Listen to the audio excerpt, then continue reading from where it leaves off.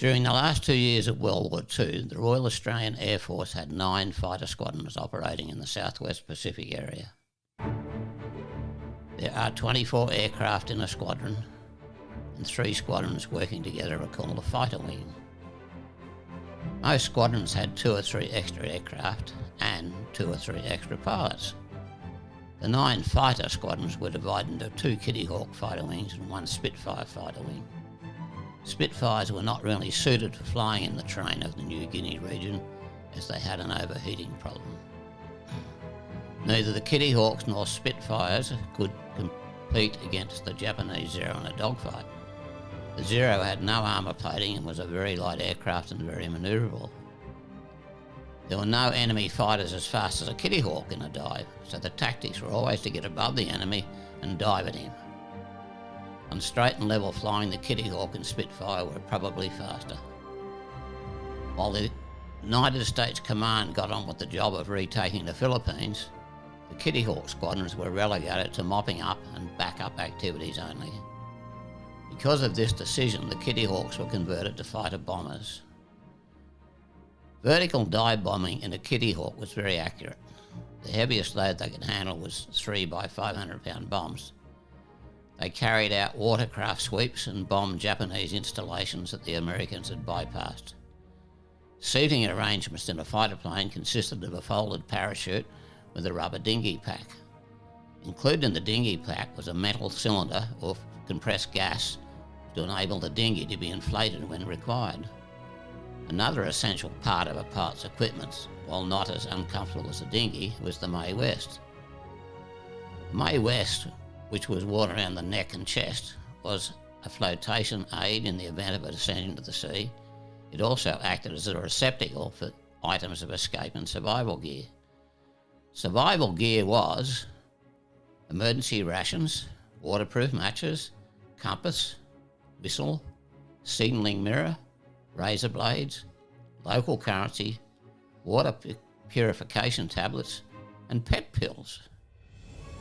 When coupled with water bottle, sidearm, machete, strapped to the leg, oxygen mask, plus protective gear in case of fire, long trousers, sleeves and gloves with a silk scarf doubling as a map, helmet, goggles and throat microphone, pilots felt they were equipped to meet anything the enemy could throw at them. Watercraft sweeps were of 3, 4, sometimes 5 hours duration, mostly painful on the rear end, for sure. During World War II, just under 6,000 Australians were categorised to be fighter pilots. Over 1/3 did not pass the operational training course. Of the total number who did, 1,200 were killed. Pete Ring now relates Jim Mitchell's personal memoir about a day in his life as a World War II fighter pilot. It is in first person. In the 3 years and 11 months that I was with the RAAF during World War II, 12th of October 1944 was one day I will never forget. I was a fighter pilot with 77 Squadron operating from Noamfort Island, Dutch New Guinea. I was rostered to go on a watercraft sweep of the McClure Gulf. Noamfort Island in size is approximately 16 miles north-south by 11 miles east-west and is situated in the northern part of Gilvink Bay. We were based at Kimiri Airstrip on the northwest coast of the island, 1 degree south of the equator. The squadron was flying Kittyhawks. On this particular day, I was to fly A29904. I was looking forward to flying this aircraft as I had picked it up brand new at Port Moresby on July the 8th, 1944. Only 2 aircraft were to go on this mission, and I would be flying number 2 to the flight commander, Flight Lieutenant Ken Milne. This was to be my 5th operational sortie for the month. I was flying number 2 to Ken each time. Ken Milne and Bill Miller, also a flight lieutenant, shared the honour of being the oldest pilots in the squadron, at least 29 years old. Ken was very experienced, having been an instructor on Wirraways for over 2 years before his posting to Mildura for operational training. He was a little aloof, although this was understandable as he was with a bunch of young pilots who at times were hard to control. I enjoyed flying with him, mainly because he was a very stable person and the type I needed to keep me in check and stop me from doing anything stupid. The reason for these watercraft sweeps was to ensure that no supplies, food or ammunition reached the numerous Japanese locations that had been cut off. The Americans, in their devastating advance, had bypassed so many strongly held positions that Japan's task of helping them was becoming increasingly difficult. For this particular mission, we carried two 250-pound bombs each and a 75 US gallon belly tank. We took off from Kimiri at 0900 hours, crossed Gilvink Bay in a south-southwesterly direction and reached the mainland some 40 miles south of Moami. It was just a short distance across the isthmus, 15 miles to the Gulf. Makua Gulf runs in an east-west direction with Bentoni Bay at the east end. The total area is about 125 miles long and width varying between 12 and 35 miles. We were flying at 2,000 feet and had only travelled a short distance along the north coast when Ken spotted a Japanese watercraft berthed in a small inlet alongside a high embankment. It was heavily camouflaged and probably some type of barge. I was annoyed with myself because I would have flown right past it. In fact, it was not until Ken went in and strafed the thing that I saw it. The camouflage was totally different colour to the surrounding terrain. Ken gave it a fairly long burst and it appeared to catch fire. However, what I thought was smoke was only dust caused by some of his shells hitting the embankment. I followed him in and gave the object a similar burst. Ken seemed satisfied that we had done enough damage, so we continued flying along the west coast. I should mention that the Kittyhawk had 3 by 0.5-inch Browning guns in each wing. It was great for strafing, a wonderful platform for the 6 guns. To assist the pilots, every 5th shell was a tracer, and the other 4 were a mixture of armour-piercing, explosive and incendiary. The firing rate of each gun was 350 to 400 rounds per minute. We flew to the mouth of the Gulf, which joins the Seram Sea, and then south around Cape Fadigan to check on shipping in the small harbour of Fakfak. Anti-aircraft fire started before we were anywhere near within range. I think it was just scare tactics by the Japanese. We had no intentions of strafing or bombing the place. There was no airstrip at Fakfak and the terrain is very mountainous. Plenty of strategic places to have concealed guns and definitely not worth the risk of being shot down. There was no shipping in the harbour, so we turned back and went around the Cape again, flying east along the south coast of the Gulf. I knew Ken had made up his mind to bomb the airstrips at Babbo. It was not long before we started climbing. At this time I switched from using fuel from my belly tank to one of the main tanks. There was no fuel gauge for the belly tank, and I was never game enough to let it run dry. The normal thing to do when this happened was to quickly turn the selector to another tank and switch on the fuel booster pump. Even with this pump assistance, I feared the engine might not pick up. I suppose I always had my praying at Mildura in the back of my mind. Babbo was the biggest oil-producing area in New Guinea, Dutch New Guinea and Ceram, and as far as Japan and the Allies were concerned, an important place. There was still a large number of Japanese in this location, and the only way to stop supplies getting to them, besides the regular watercraft sweeps, was to keep the 2 airstrips unserviceable with constant bombing. Even so, it was amazing how quickly they repaired the damage we did. The odd plane was able to land and take off between our visits. The airfield area was quite large, with the main airstrip running approximately north-south and towards the southern end of this strip, crossed by a shorter one running east-west. There were several dummy aircraft parked at the eastern end of the airfield. From above 3,000 feet, they looked real and were there to entice us to fly low and strafe them. The township of Babbo was close by also on the eastern side, on the Kasero River, which runs into the Gulf. We arrived over the target area at 10:50 hours, flying at 10,000 feet. Because of the relatively safe height and knowing that every Jap in the area would be watching us, I felt very smug and cocky. But I knew at the end of my dive, when I was close to the ground, I would feel pretty tense. The bombing procedure in a Kittyhawk was to dive vertically with the nose of the aircraft pointing at the target. It was essential there was no slip or skid in the dive. The black ball had to be in the centre. Just before releasing the bombs at about 6,000 feet, the nose had to be raised a fraction to just cover the target.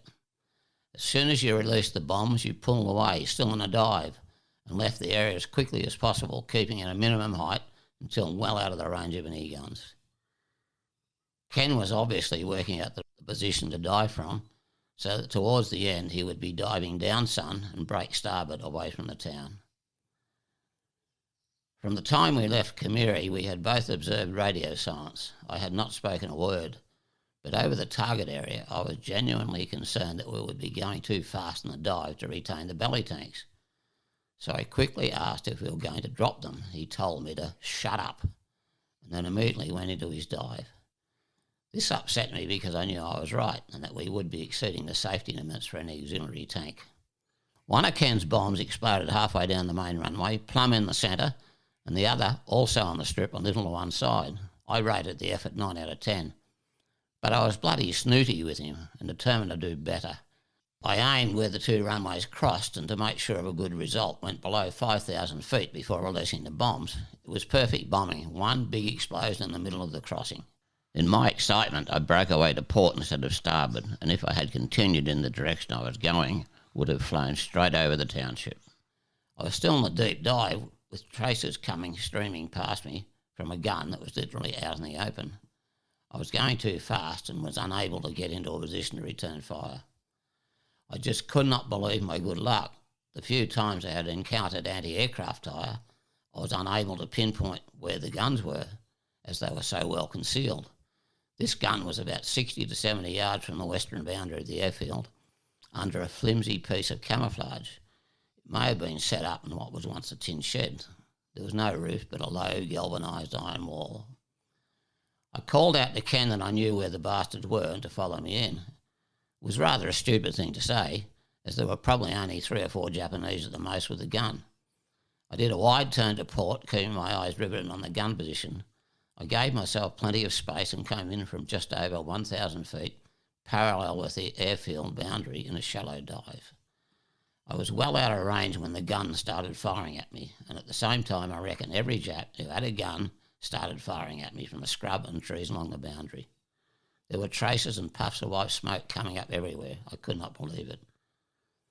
Of course, I realised I was set up, but although the Japs in the open were the decoy and probably prepared to sacrifice their own lives, I'm quite sure they thought they could shoot me down without the help of the others. I had to concentrate on the one gun, and even when I was pouring shells into it, for a moment their shells still came back at me. I just about flew through the camouflage, and the poor buggers did not stand a chance. Not that I had any feeling for them whatsoever. I was immediately thinking of exterminating all the others who had been firing at me. Even though they had not shot me down, they knew they had given me a terrible fright. I'm certain they did not expect me to return a third time. I flew straight up the boundary fence about 50 feet. I did not see any movement at all, but I knew they were there. I came across several small buildings and open area amongst the trees. I gave them all a burst. All through this effort by me, Ken Milne had been circling at 8,000 feet.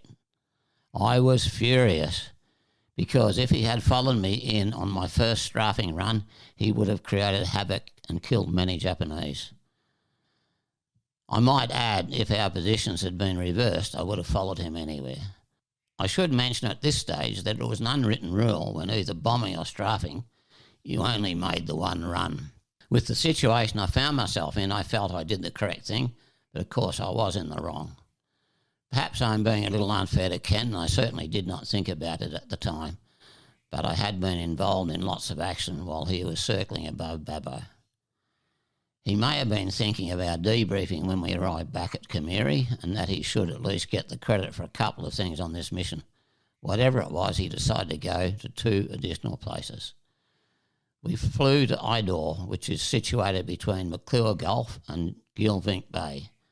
RAAF intelligence had informed us that there was a radio transmission station operating in the area. Ken selected the building he thought was the station, and we made a strafing run. We then flew up the coast to Miami to destroy a fuel dump he had noted on a previous visit. There were 40 to 50 44-gallon drums stacked neatly in a small clearing. He sent me in first, but I had exhausted my ammunition supply, so he had the pleasure of destroying the dump.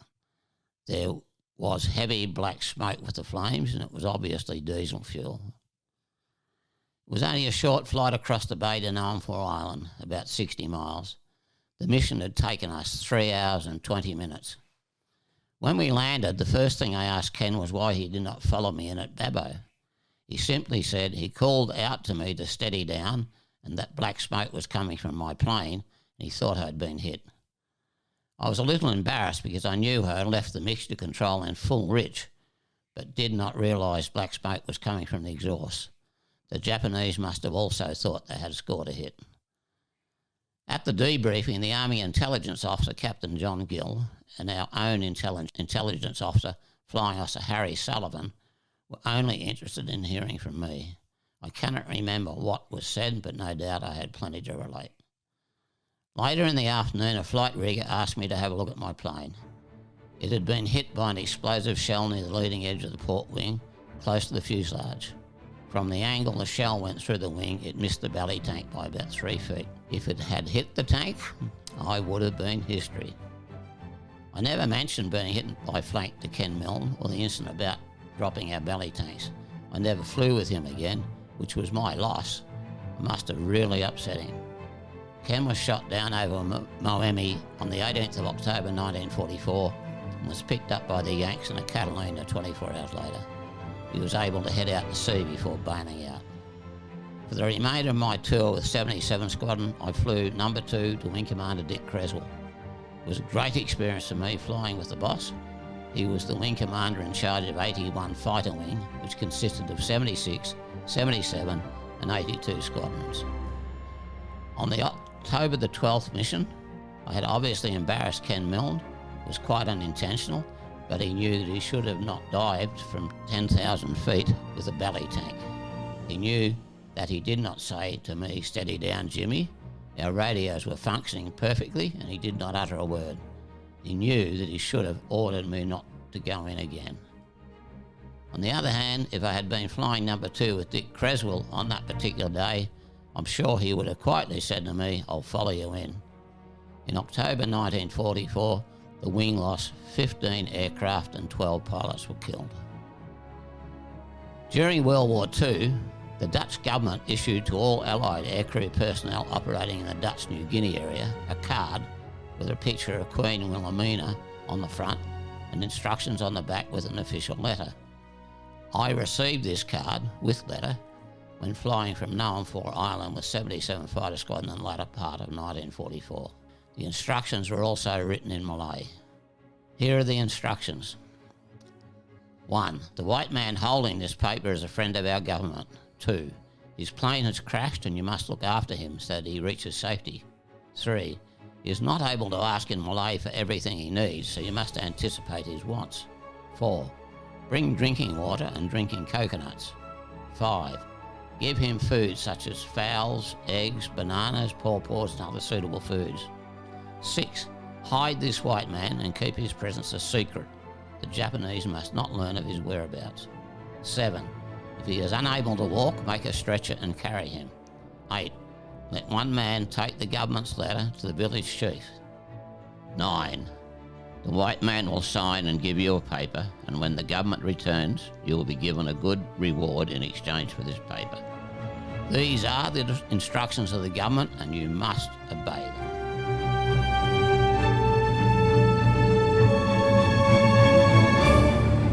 Thanks for watching.